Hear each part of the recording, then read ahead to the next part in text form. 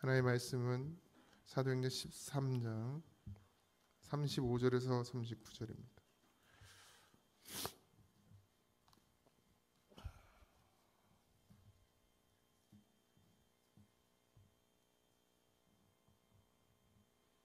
(35절에서 39절입니다) 다 찾으셨나요? 우리 합독하겠습니다. 시작. 또 다른 시편에 일렀으되 주의 거룩한 자로 썩음을 당하지 않게 하시리라 하셨느니라. 다윗은 당시에 하나님의 뜻을 따라 섬기다가 잠들어 그 조상들과 함께 묻혀 썩음을 당하였으되 하나님께서 살리신 이는 썩음을 당하지 아니하였나니. 그러므로 형제들아, 너희가 알 것은 이 사람을 힘입어 죄 사함을 너희에게 전하는 이것이며, 또 모세의 율법으로 너희가 의롭다 하심을 얻지 못하던 모든 일에도 이 사람을 힘입어 믿는 자마다 의롭다 하심을 얻는 것이라. 아멘.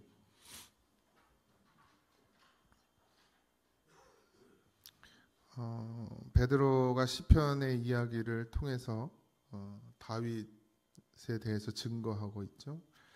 다윗은 이스라엘 백성에게 있어서는 아브라함과 같이 그런 존재입니다. 그러니까 그들이 믿음의 어떤 조상 하면 특별히 아브라함과 다윗에 대한 그 자긍심이 아주 크죠. 아브라함은 믿음의 조상이고 다윗은 의의 왕이라 이랬습니다. 그런 그들에게 이제 시편의 이야기를 들으면서 다윗이 어떻게 되었는지를 보여주고 있죠.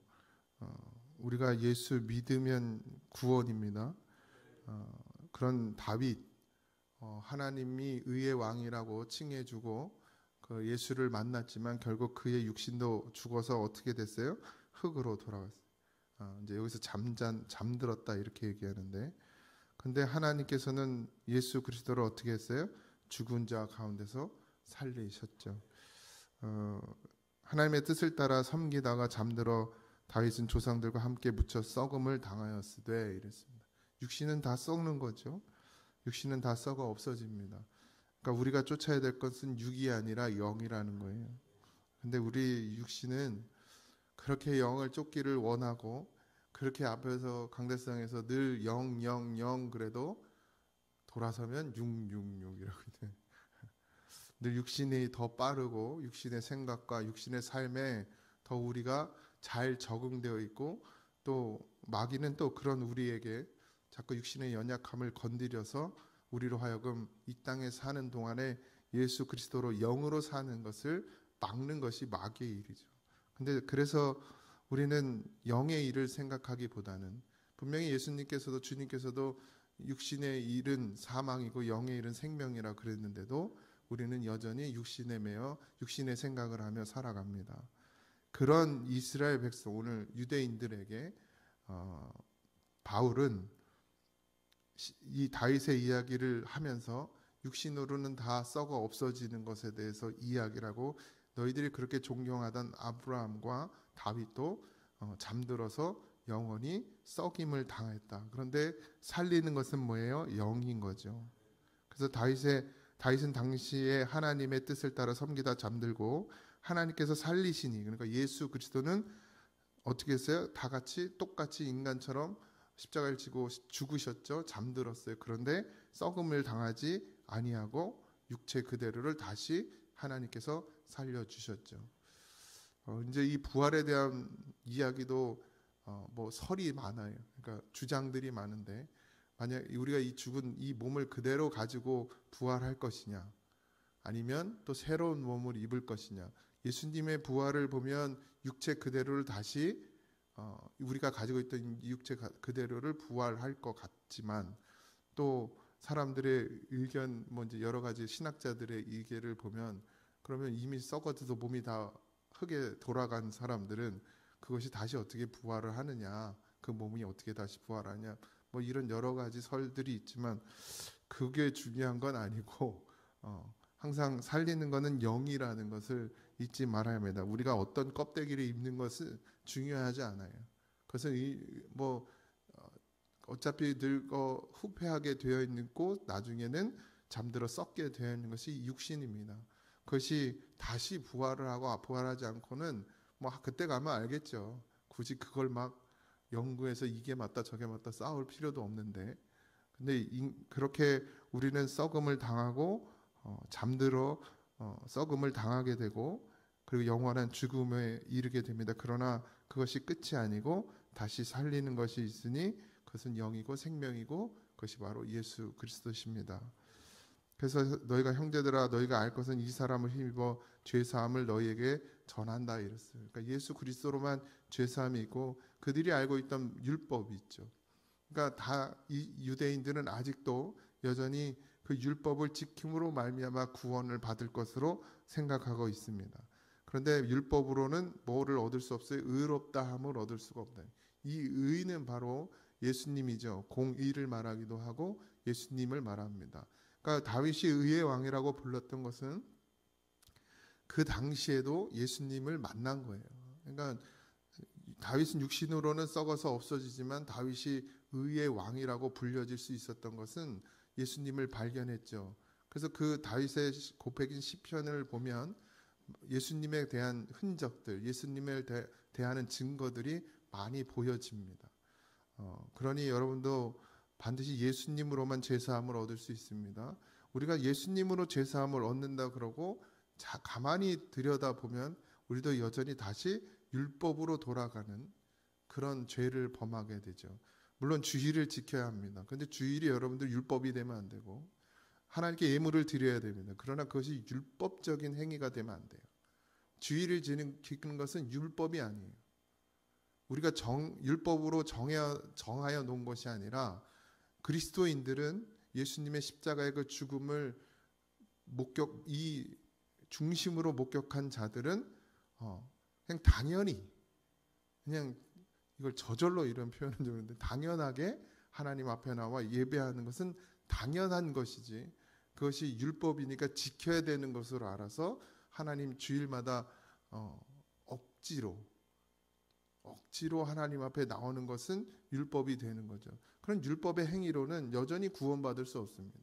우리가 주일을 지키는 것조차도 하나님의 나를 살리신 그 은혜에 감사하여서 그래서 하나님을 예배하는 것이 되어야 하고 예물을 드리는 것도 마찬가지죠. 제가 늘 말씀드리지만 여러분들의 마음에 조금이라도 그것을 아까워하거나 조금이라도 계산하는 마음이 있으면 하나님이 그걸 받으십니까? 하나님이 돈을 받으시는 분이 아니잖아요. 그 돈이 하늘로 올라가나요? 우리가 태우기라도 하나요? 아니죠. 하나님이 받으시는 건 뭐죠? 여러분들의 마음 속에 있는 믿음을 받는 거죠. 그 믿음의 고백을 받는 것이지 그 물질 자체를 받으시는 것은 아닙니다. 근데 우리는 자꾸 어떻게 가요? 주일은 오전 11시 이 시간은 하나님께 드려지는 약속의 시간이다. 율법으로 간단 말이에요. 또 예물도 마찬가지로 하나님께 나오면서 어떻게 예물을 안 드리냐고. 아까워하는 마음이 있으면 안 드리는 게 맞아요. 하나님도 그렇게 말씀하셨고 주님도. 되려 그 드린 예물 때문에 내가 하나님의 복을 받지 못할 수 있는 하늘의 복, 물질의 복이 아니라 하늘의 복을 하나님이 내려오는 은혜를 끊어버리는 짓이 될 수도 있습니다. 예물을 드림으로 인해서. 그러니 반드시 믿음으로 예배해야 합니다.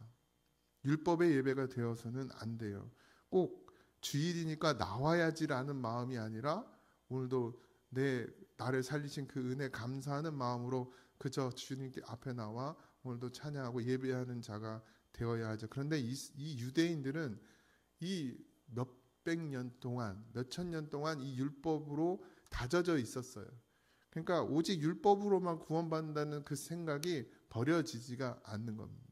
그래서 여전히 이 초대교회의 그 시대에는 그 교회 안에 할례가 있었고요. 할례 안 받으면 안 되는 거예요. 유대인들은.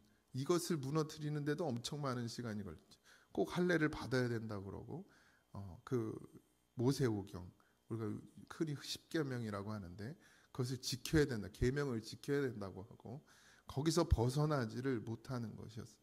그러니까 어떻게 해요? 충돌이 일어나죠. 이방인들과는. 이방인들은 율법이 없어요. 그들에게. 할례를 받아야 될 의무도 없고 계명을 지켜야 될 의무도 없단 말이죠. 그러니까 그들과 계속해서 부딪히게 된다라는 거예요. 오늘 우리 교회 안에도 율법주의자들이 있어요. 이렇게 해야 돼, 저렇게 해야 돼, 이렇게 해야 돼.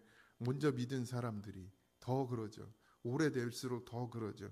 그 의식 다 버리셔야 합니다. 오직 예수님으로만 하는 거예요.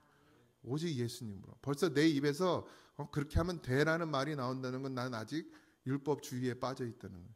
예수님은 율법으로 우리를 구원하지 않았는데 오직 믿음으로만 구원하셨고 믿음으로 살으라고 했는데 어느새 율법으로 사는 거예요.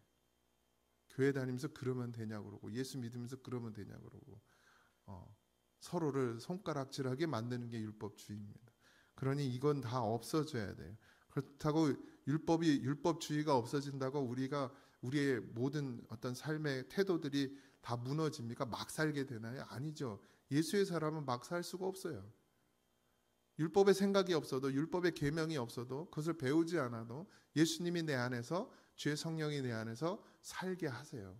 믿음으로 살게 하는 더 강력한 율법으로 살게 하시죠. 예수님께서 우리에게 주신 율법이 있잖아요. 근데 그건 내가 사는 것이 아니라 내 안에 그리스도께서 그렇게 살게 하심을 입는 겁니다. 미워하는 걸 여러분들 마음대로 할 수 있나요? 욕심 부리는 걸 여러분들 마음대로 할 수 있나요? 조절이 되나요, 그게? 근데 예수님이 우리 안에 오시면 그 모든 것이 사랑으로 덮어지는 것이죠. 이게 율법보다 더 강한 은혜입니다. 그러니 오늘 하루도 그렇게 살아가시길 바랍니다. 예수 안에서 율법으로 의롭다함을 얻을 인간은 하나도 없습니다. 우리는 오늘도 예수로 산 자가 되어야 합니다. 율법으로는 생명을 얻을 수도 없습니다. 이 육신으로는 생명을 가질 수가 없어요. 반드시 예수 그리스도로 말미암아 우리가 의롭다함을 얻을 수가 있는 것입니다.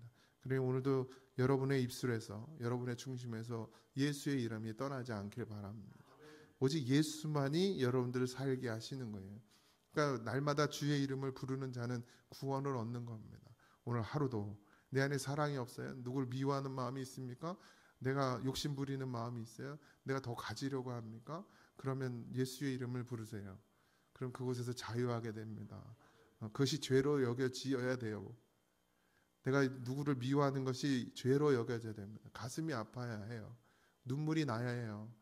여전히 내가 예수님을 믿는다고 하면서도 누군가를 미워하는 마음을 각 품고 그 미워함을 묵상하고 그리고 그 미워하는 마음대로 그 사람을 대하는 것은 정말 그건 하나님 앞에 큰 죄악입니다. 왜요? 예수가 없는 거니까. 예수가 없는데 있는 척 하는 거죠. 그러니 그럴수록 하나님 앞에 울고 애통해 하십시오. 그러면 그 미움들이 사라져요. 예수의 이름을 부르면 반드시 이 안에 우리의 죄악들이 사라지고 다 하나님께서 녹이시는 것을 여러분 눈으로 볼 수 있게 됩니다. 그러니 오늘 하루도 그런 삶이 되어지길 바랍니다. 또 오늘 이남선교회 오늘 일남선교회 이남 시킬 뻔했네. 일남선교회 오늘 다 모이셔서 날씨가 조금 춥긴 한데 또 나무 정리하시는데 다 사고 없도록 다치지 않도록 기도해 주시고 또 다투지 않도록 기도해 주시고 일하다 보면 문제가 생기는데 서로를 위하는 마음을 갖고 그렇게 지난번처럼 또 좋은 시간들을 가졌으면 좋겠고 그 이유에서 꼭 함께 이 시간에도 기도해 주시기 바랍니다.